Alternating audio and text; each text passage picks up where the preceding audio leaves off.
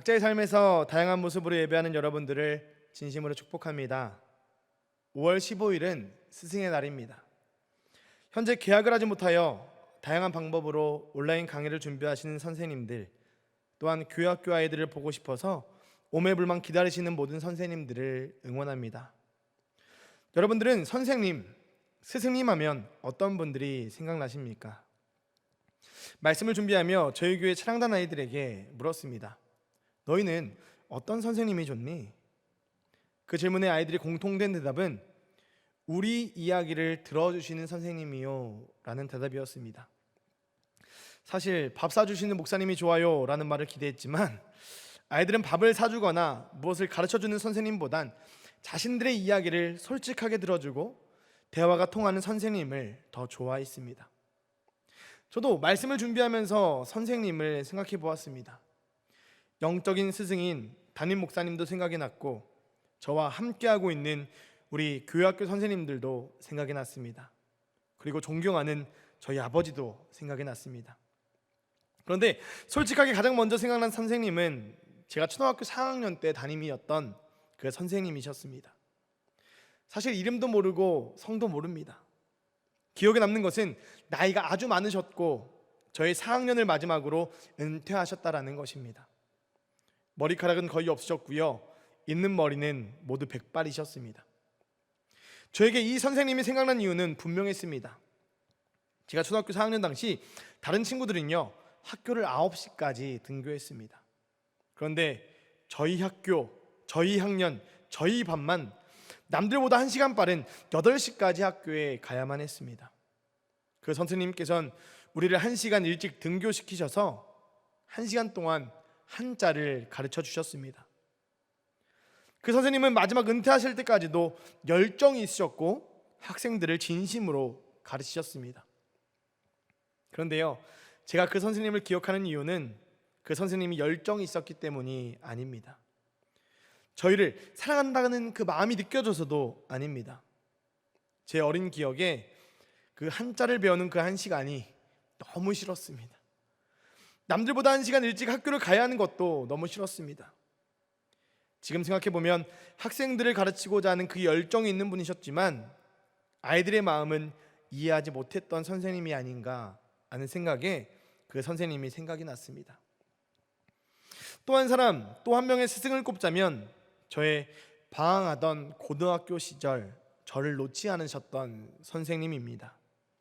그 당시 저희 교회 전도사님이셨고 지금은 목사님이 되셔서 훌륭하게 목회를 하고 계십니다. 그분을 잊을 수 없었던 이유는 저를 보고 싶다고 학교 앞에 찾아와서 1시간이고 2시간이고 기다려주셨기 때문입니다. 처음 학교를 찾아오셨을 때에는 정말 창피해서 도망갔었습니다. 그러나 만날 때까지 찾아오셨고 기다려주셨습니다. 언제나 많은 말을 하진 않으셨지만 저를 항상 생각하시고 저를 아끼고 저를 위해 기도하고 있다는 것을 느낄 수가 있었습니다. 그 목사님께서는 말보다 행동으로 보여주셨던 스승이었습니다. 이렇게 생각을 해보니 저에게 있어서도 좋은 선생님은 많은 것을 가르쳐주는 분보다 저를 이해해주고 저를 인정해주는 선생님이었습니다.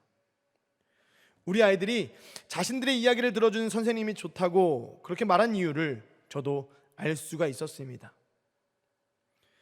여러분들은 어떤 선생님이 생각이 나십니까? 여러분들은 누군가에게 좋은 선생님이신가요? 혹은 여러분에게는 좋은 선생님, 참된 스승이 계신가요? 우리 모두에겐 그런 선생님이 한 분 계십니다. 우리의 머리털까지도 세시며 졸지도 아니하시고 우리를 지켜주시는 분, 우리의 마음을 다 알고 계시는 참 스승이신 예수 그리스도가 계십니다. 그 선생님은 자신을 선생님이라고 인정했습니다. 오늘 본문 요한복음 13장 13절 말씀입니다. 너희가 나를 선생이라 또는 주라 하니 너희 말이 옳도다. 내가 그러하다. 제자들은 예수님을 선생이라고 불렀습니다. 그리고 예수님도 그것을 기쁨으로 인정하셨습니다. 그런데 사실 예수님을 랍비요 선생님이라고 표현한 사람들은 많았지만 그 당시에 예수님은 선생이 될 수 있는 자격이 있는 분은 아니었습니다. 탈무드에 보면 랍비가 되려면 전통 있는 학문의 가문에서 배워야 하는데 예수님은 그런 학문적인 가문에서 배운 적이 없었기 때문입니다. 그리고 만 40세가 되어야 랍비가 되는데 예수님의 그 당시 나이는 33살이셨습니다. 유대인들의 입장에서 보면 예수님의 제자나 예수님이나 모두 인정할 수가 없는 상태였습니다. 예수님을 선생이라고 불렀지만 참된 스승으로 인정하지 않는 사람들이 많았습니다. 예수님을 선생이라고 불렀던 부류가 세 부류가 있었습니다. 첫째는 예수님을 대적하는 바리새인과 서기관들입니다. 마태복음 9장 11절 말씀입니다. 바리새인들이 보고 그의 제자들에게 이르되 어찌하여 너희 선생은 세리와 죄인들과 함께 잡수시느냐. 또 마태복음 12장 38절 말씀입니다. 그때 서기관과 바리새인 중 몇 사람이 말하되 선생님이여 우리에게 표적 보여주시기를 원하나이다. 서기관들과 바리새인들 모두 예수님을 선생이라고 불렀지만 진짜 예수님을 존경하는 마음에서 부른 것은 아니었습니다. 한마디로 비꼬아서 부르는 말이었습니다. 둘째 부류는 단지 예수님께 관심이 있었기에 따라다니고요, 남들이 선생이라고 부르기 때문에 그냥 호칭으로서 부른 사람들이 있었습니다. 마태복음 19장 16절 말씀입니다. 어떤 사람이 주께 와서 이르되 선생님이여 내가 무슨 선한 일을 하여야 영생을 얻으리이까.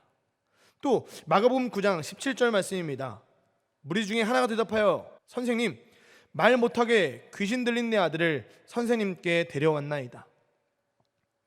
이 사람들은 예수님께 관심은 있었지만 예수님의 말대로 따르지 않고 자신의 이익을 위해 예수님을 따라다녔고 또한 그럴 때에 호칭으로서 선생님이라고 불렀던 자들입니다. 이것을 통해서 우리는 알 수 있습니다. 참된 스승은 호칭으로서 결정되지가 않습니다.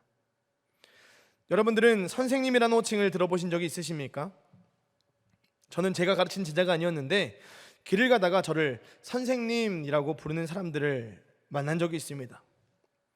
저를 선생님이라고 부른 그 사람들은 이어서 저에게 이렇게 물었습니다.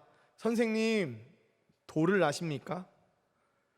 저는요, 그들을 가르칠 생각도 없고 그들의 선생님도 아니었지만 그들은 그냥 편한 호칭으로서 저를 부르기 위해서 선생님이라고 부른 것이었습니다.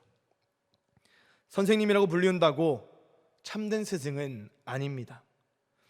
바리새인들과 서기관들, 또 예수님께 어떤 이익을 얻기 위해 온 사람들은 예수님을 랍비여 또한 선생님이라고 불렀지만 그들 호칭에는 진정한 참된 스승으로서의 의미를 담고 있지 않았습니다. 그것은 선생님이라는 호칭일 뿐이었습니다. 그런데 그 호칭은 우리를 표현하는 모든 것이 포함될 수 있다는 생각을 해보았습니다. 우리를 표현하는 호칭 중에 예수 믿는 사람, 교회 다니는 사람, 크리스찬이라고 말하는 경우가 있습니다. 그런데 참된 의미로서가 아니라 단지 우리를 비꼬기 위함에 또한 그냥 우리를 부르기 위한 호칭일 수 있다는 것을 우리는 생각해 보아야 합니다.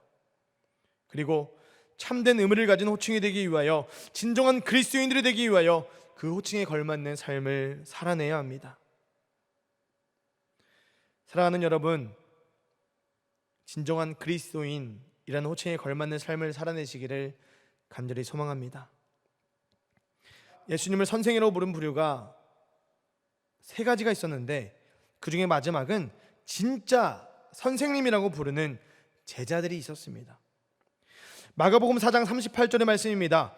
예수께서는 고물에서 베개를 베고 주무시더니 제자들이 깨우며 이르되 선생님이여 우리가 죽게 된 것을 돌보지 아니하시나이까 하니. 또 마가복음 10장 35절의 말씀입니다. 세베대의 아들 야고보와 요한이 주께 나와 여짜오되 선생님이여 무엇이든지 우리가 구하는 바를 우리에게 하여 주시기를 원하옵나이다. 예수님을 처음 따랐던 제자들은 여러 일반적인 선생님 중에서 조금 뛰어난 선생님이라는 의미로 예수님을 불렀습니다. 그런데 예수님을 따르고 예수님의 능력을 보고 그분을 믿고 그 이후에는 예수님을 유일하고도 참된 선생님으로 부르게 되었습니다. 우리 예수님의 가르침은 놀라웠습니다. 일반 서기관과 같지 않고 권세가 있었습니다. 마가복음 1장 27절의 말씀입니다. 다 놀라 서로 물어 이르되 이는 어찌미냐 권위 있는 새 교훈이로다 더러운 귀신들에게 명한즉 순종하는도다 하더라. 그런데요, 참된 스승으로 불리는 이유는 따로 있었습니다. 예수님의 말씀에는 능력이 있었지만 말씀으로만 가르치지 않으셨습니다. 오늘 본문 14절의 말씀입니다. 내가 주와 또는 선생이 되어 너희 발을 씻었으니 너희도 서로 발을 씻어주는 것이 옳으니라. 예수님의 말씀에는 권세가 있었습니다. 그러나 말씀으로만 가르치지 않으셨습니다. 예수님은 본을 보이셨습니다.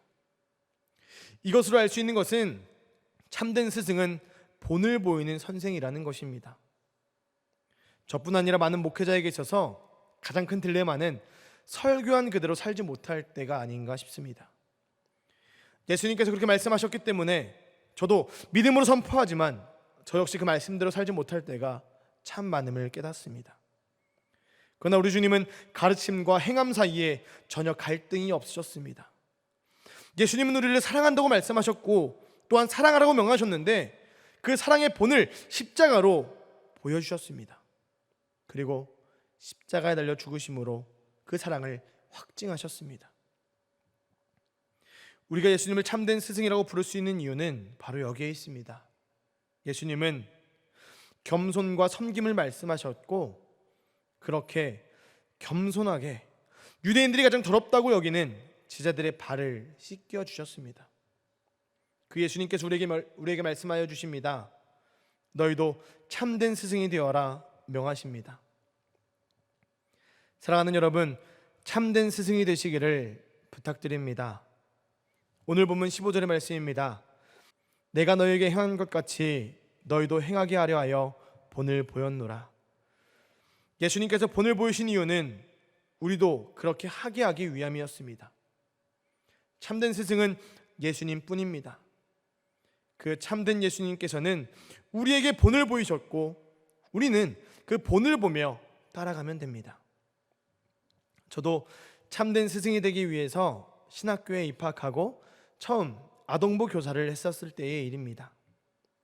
처음 신학교에 입학하자 본교회 목사님께서 교회학교 교사로 봉사하라고 말씀하셔서 순종함으로 교사로 섬겼습니다.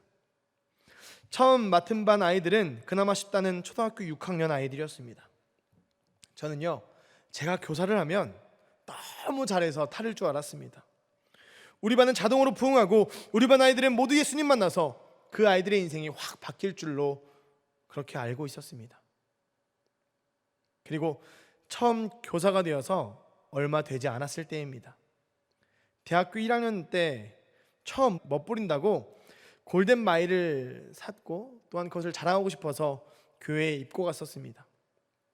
그런데 예배 전에 그 아이들과 장난을 치다가 그만 마이 주머니가 드드득 뜯어지고 말았습니다. 그 포켓이 드드득 뜯어지는데 제 마음도 동시에 찢어졌습니다. 지금이야 에이, 어쩔 수 없지 뭐, 이 옷은 내 옷이 아니야 라고 생각할 수 있지만 그 당시 저는요, 예배도 드리지 않고 그냥 울면서 집으로 가버렸습니다. 교사만 하면 아이들이 변하고 부흥할 줄 알았는데 문제는 그 아이들이 아니라 바로 저에게 있었습니다.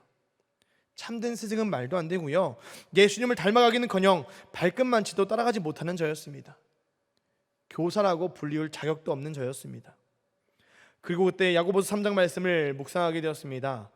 야고보서 3장 1절 말씀입니다. 내 형제들아, 너희는 선생된 우리가 더 큰 심판을 받을 줄 알고 선생이 많이 되지 말라. 저는 그 당시 이 말씀을 보고 야고보가 저에게 야, 너 선생하지 마 라고 말하는 것처럼 느껴졌습니다. 너 그렇게 할 거면 하지 마 라고 말하는 것처럼 느껴졌습니다. 야고보는요, 세속적인 선생, 즉 잘난 체만 하고 대접받기를 좋아하는 선생이 되지 말라고 저에게 경고하는 것이었습니다. 그리고 할 거면 참된 스승이 되어야 된다고 말하였습니다. 사실 목사가 된 지금도 부족하기는 마찬가지입니다. 예수님을 닮아가기에는 정말 턱없이 부족합니다. 그래서 오늘도 말씀을 가까이 함으로 한 걸음 한 걸음 나아갈 뿐입니다. 우리는 우리 스스로 할 수 없기에 참된 스승이신 예수님께 배워야 합니다. 마음이 온유하고 겸손한 예수님께 배워야 합니다. 그리고 겸손을 말씀하시며 낮아지셨던 예수님처럼 우리 주변에 있는 많은 사람들에게, 다음 세대에게 본을 보이며 살아야 합니다. 우리는 어디서 어떻게 배울 수 있겠습니까? 이 넓은 세상에서 배울 것도 많고 선생님도 많을 수 있지만 우리의 참된 스승이신 예수님께 배우려면 시편 119편의 기자의 고백처럼 주의 말씀을 가까이 하며 그 말씀을 따라가야 합니다. 시편 119편의 기자는 이렇게 고백합니다. 주의 말씀을 늘 되새기고 그 말씀을 지키며 살았더니 어느덧 세상에 어떤 지혜로운 스승이나 연륜을 가진 노인보다 더 뛰어난 지식과 명철을 얻었다 라고 고백합니다. 참된 스승이 되는 길은 참된 스승을 가까이 두는 것입니다. 말씀을 주야로 묵상하며 예수님을 가까이 하는 저와 여러분들 되시기를 축복합니다. 참된 스승이신 예수님께서는 부활 승천하시면서 마지막으로 우리에게 명령하신 것이 있습니다. 바로 가서 제자를 삼으라 라는 것이었습니다. 우리가 예수님께 배워 참된 스승이 될 때에 제자를 세울 수가 있습니다. 오늘 하루 참된 스승이신 예수님께 배우며 또한 주변의 많은 사람들에게 본을 보이는 저와 여러분들 되시기를 예수 그리스도의 이름으로 간절히 소망하며 축복합니다.